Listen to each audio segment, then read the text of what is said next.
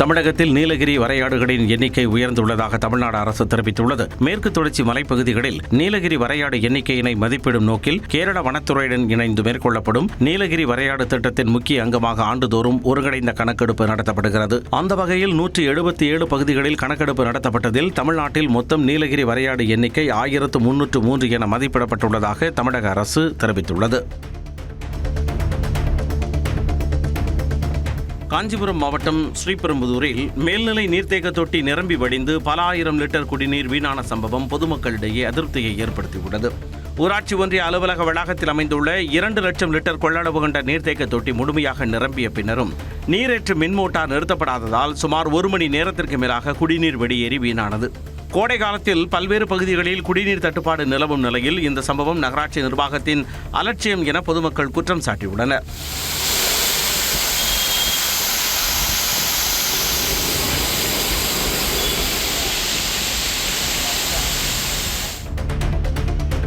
தமிழக ஆளுநர் அர்லேக்கர் தனது மனைவியுடன் காஞ்சிபுரம் காமாட்சியம்மன் கோவிலுக்கு வருகை புரிந்து சாமி தரிசனம் செய்தார். தனது மனைவி அனேகாவுடன் காமாட்சியம்மன் கோவிலுக்கு வந்த ஆளுநர் அர்லேக்கருக்கு ராஜகோபுரம் அருகே மலர் மாலைகள் அணிவித்து பூரணகும்ப மரியாதை அளிக்கப்பட்டது. பின்னர் காமாட்சியம்மனை தரிசனம் செய்த ஆளுநருக்கு சால்வைகள், மலர் மாலைகள் மற்றும் பிரசாதங்கள் வழங்கப்பட்டன. அரியலூர் மாவட்டம் ஜெயங்கொண்டம் அருகே மின்கம்பி உரசி ஏற்பட்ட தீ விபத்தில் 20 ஏக்கர் பரப்பளவில் பயிரிடப்பட்ட சவுக்கு மரங்கள் எரிந்து சேதமடைந்தன. பிச்சனூர் கிராமத்தில் தைல மரம் மற்றும் சவுக்கு மரங்களை அப்பகுதி விவசாயிகள் பயிரிட்டு வளர்த்து வந்துள்ளனர். இந்நிலையில் உயர் மின்னழுத்த கம்பிகள் ஒன்றோடு ஒன்று உரசி தீப்பொறி ஏற்பட்டு அருகில் உள்ள தைல மரம் மற்றும் சவுக்கு மர தோப்பில் பரவியது. இந்த தீ விபத்தில் 20 ஏக்கரில் பயிரிடப்பட்டிருந்த தைல மரம் மற்றும் சவுக்கு மரங்கள் சாம்பலாகின. திருச்செந்தூர் முருகன் கோவில் முறைகேடுகளை விசாரிக்க 6 பேர் கொண்ட குழுவை தமிழ்நாடு அரசு அமைத்துள்ளது. இது தொடர்பாக இந்து சமய அறநிலையத்துறை வெளியிட்டுள்ள அறிக்கையில், திருச்செந்தூர் முருகன் கோவில் முறைகேடுகளை விசாரிக்கவும் 100 ரூபாய் டிக்கெட், அன்னதானம், தங்குமிடம் முன்பதிவு போன்ற சேவைகளை ஆய்வு செய்து அறிக்கை சமர்ப்பிக்க 6 பேர் கொண்ட குழு அமைக்கப்பட்டுள்ளதாக தெரிவிக்கப்பட்டுள்ளது. அந்த வகையில் இணை ஆணையர், துணை ஆணையர், உதவி ஆணையர் என 6 அதிகாரிகள் நியமிக்கப்பட்டுள்ளனர். தென்காசி மாவட்டம் கடையம் அருகே குவாரியில் அழுகிய நிலையில் தாவேகா நிர்வாகி சடலமாக மீட்கப்பட்டார். சொக்கலிங்கபுரத்தைச் சேர்ந்த சக்திவேல் ஆலங்குளம் தொகுதி தாவேகா தகவல் தொழில்நுட்ப பிரிவு ஒன்றிய பொறுப்பாளராக இருந்து வந்தார். இந்நிலையில் கடந்த 4 நாட்களுக்கு முன் சக்திவேல் அவரது மனைவியுடன் ஏற்பட்ட தகராறு காரணமாக வீட்டை விட்டு வெளியே சென்றதாக கூறப்படுகிறது. இந்நிலையில் கடையம் அருகே உள்ள மூடப்பட்ட தனியார் குவாரியில் சக்திவேல் சடலமாக மீட்கப்பட்டார். இச்சம்பவம் குறித்து காவலர்கள் வழக்கு பதிவு செய்து விசாரணை நடத்தி வருகின்றனர். சேலம் அருகே ஓடும் ரயிலில் இருந்து வடமாநில இளைஞர் தவறி விழுந்து பரிதாபமாக உயிரிழந்தார். பீகாரைச் சேர்ந்த ராமாதார் பஸ்வான் என்ற 26 வயது இளைஞர் எர்ணாகுளம் எக்ஸ்பிரஸ் ரயிலில் சென்றார். அப்பொழுது ஓமலூர் அருகே ரயிலில் இருந்து எதிர்பாராத விதமாக ராமாதார் பஸ்வான் தவறி விழுந்து உயிரிழந்ததாக கூறப்படுகிறது. இச்சூழலில் ராமாதார் பஸ்வான் நண்பர்கள் ரயிலில் இருந்து தப்பியோடியதாக கூறப்படும் நிலையில் அவர்களை மடக்கி பிடித்து ரயில்வே காவலர்கள் தீவிர விசாரணை நடத்தி வருகின்றனர். சிவகங்கை மாவட்டம் மானாமதுரையில் காவலர்கள் கொடி அணிவகுப்பு பேரணி சென்றனர். மானாமதுரை உட்கோட்டத்திற்கு உட்பட்ட பகுதிகளில் சட்டம் ஒழுங்கை பாதுகாக்கும் நோக்கிலும் பொதுமக்களிடம் பாதுகாப்பு விழிப்புணர்வை ஏற்படுத்தும் வகையிலும் கொடி அணிவகுப்பு பேரணி நடைபெற்றது. இதில் மானாமதுரை காவல் நிலையம் மற்றும் உட்கோட்டத்திற்கு உட்பட்ட காவல் நிலையங்களைச் சேர்ந்த காவலர்கள் கலந்து கொண்டனர்.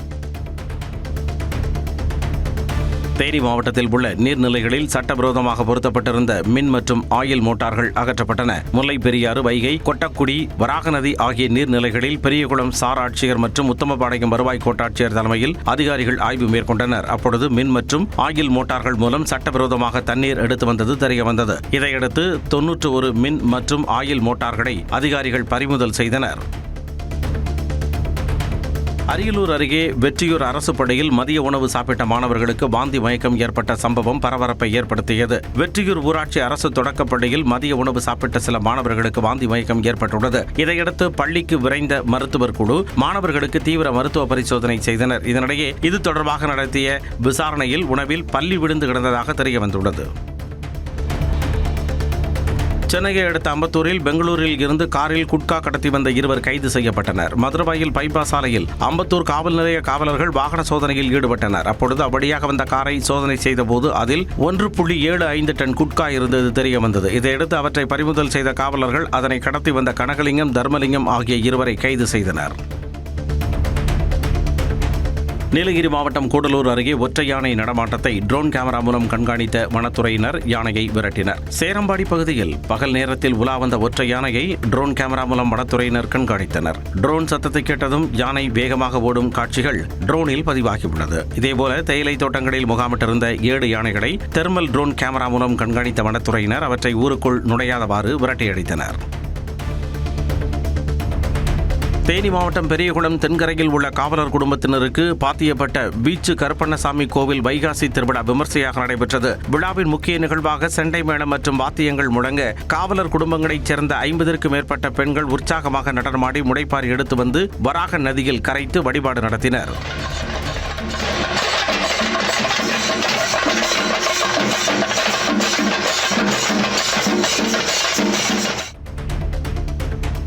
திருப்பத்தூர் மாவட்டம் சிம்மனப்புதூர் பகுதியில் விவசாய நிலத்திற்கான அனுமதியை வைத்து வீட்டு மனைக்காக பகிரங்கமாக மணல் கடத்தி விற்பனை செய்ததாக திமுக கவுன்சிலர் மீது குற்றச்சாட்டு எழுந்துள்ளது. கவுன்சிலர் ராமமூர்த்தி என்பவர் பேராம்பட்டி ஏரியில் இருந்து விதிகளை மீறி மண்ணள்ளி பிளாட்டுகளில் குவித்து வருவதற்கு அப்பகுதியைச் சேர்ந்த அரசு அதிகாரிகளும் உடந்தையாக இருப்பதாக சமூக ஆர்வலர்கள் புகார் தெரிவித்துள்ளனர்.